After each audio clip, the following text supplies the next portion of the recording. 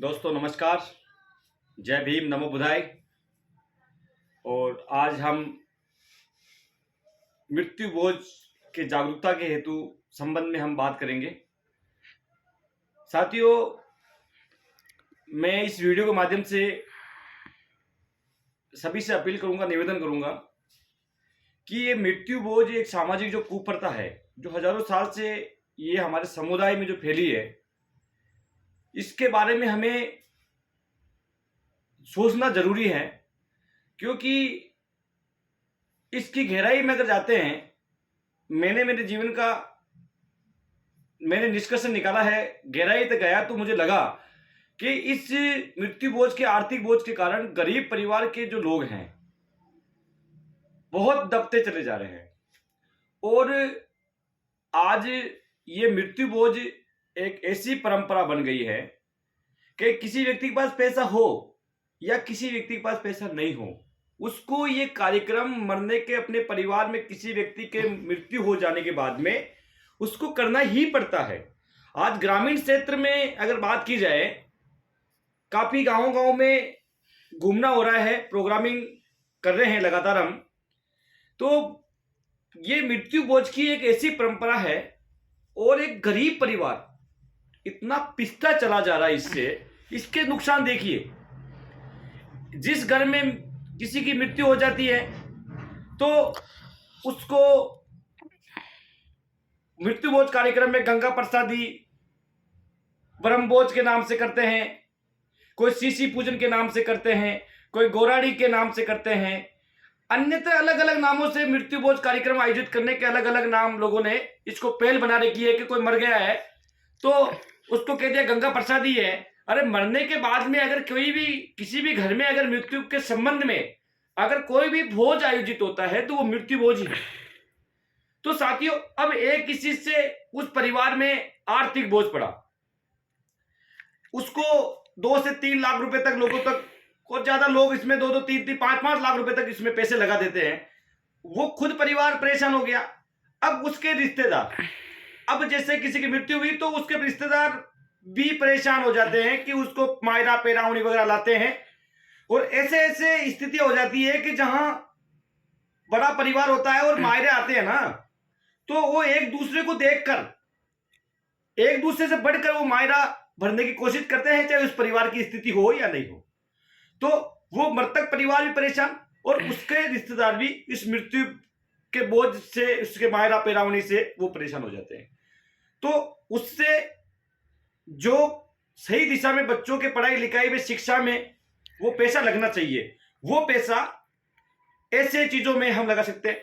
अगर हम एक बार विचार किया जाए, हम जागरूकता कार्यक्रम के दौरान लगातार हम समझाइश कर रहे हैं, लोगों से बता रहे हैं कि मृत्यु बोझ के कार्यक्रम कि हमें खाने से क्या फायदा हो रहा है और नहीं खाने से हमें कौन सा नुकसान हो रहा है, तो इसके बारे में भी हमें विचार करना चाहिए। अगर एक दिन का मृत्यु बोझ का भोजन अगर हम छोड़ देते हैं तो हमें कौन सा नुकसान हो जाता है, और एक दिन अगर हम खा भी लेंगे तो हमें क्या फायदा हो जाएगा, इस बात को हमें समझना पड़ेगा।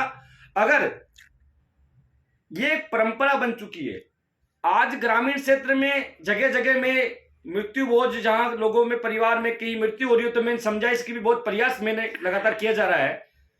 लोग ये कहते हैं कि मेरे घर से बंद नहीं करूं। लोगों के मन में यह भी, परिवार, मृतक परिवार के ये भी होता है कि अगर मैं नहीं खिलाऊंगा तो मुझे लोग क्या कहेंगे, लोग मुझे ताने देंगे। तो इस तरह से ये बहुत बड़ी, ये समाज के लिए बहुत बड़ी बीमारी बन चुकी है। और आज देखो, मैं एक चीज ये मानता हूं कि मृत्यु बोझ की बात करते हैं कि लोग ये कहते हैं कि माँ बाप ने इतना कुछ किया है, सब कुछ छोड़ दिया है, हमें इतना सक्षम बना दिया, तो हम इतना कार्यक्रम नहीं करेंगे। मैं कहता हूं कोई पैसे जिसके पास में है वो व्यक्ति इस मृत्यु बोझ कार्यक्रम को आयोजित कर लेगा, मगर जिसके पास नहीं है ना, तो उसको भी उसको देखते हुए उसको करना पड़ेगा।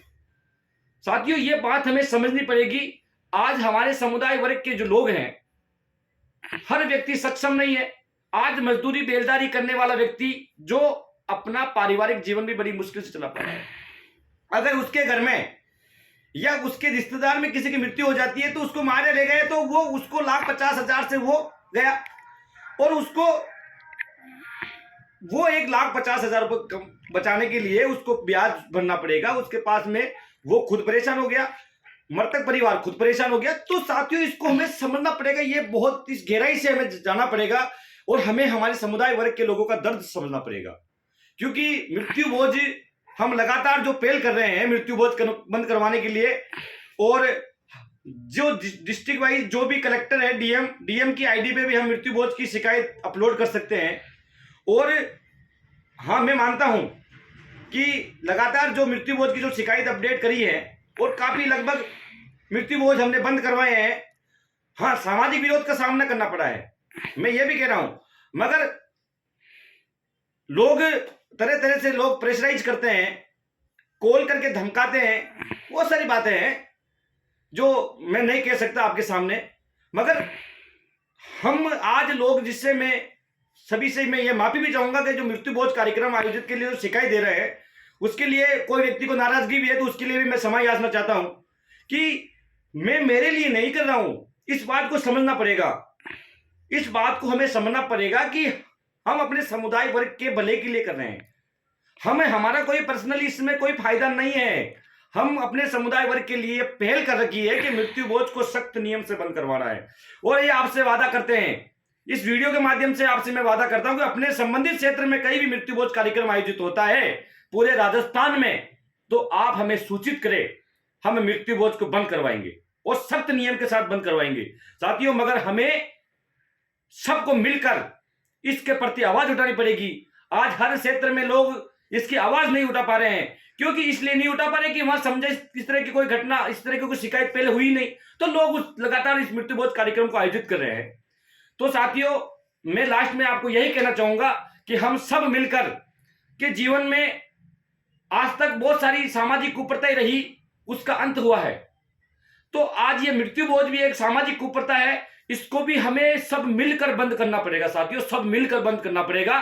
मैं सभी से पुनः मेरा निवेदन है कि आप मृत्यु भोज को अपने अपने क्षेत्र में बंद करवाने की पहल करें, और अगर हम सब मिलकर इसको पहल को करेंगे तो मुझे विश्वास है कि ये मृत्यु भोज कार्यक्रम 101% बंद होकर रहेगा।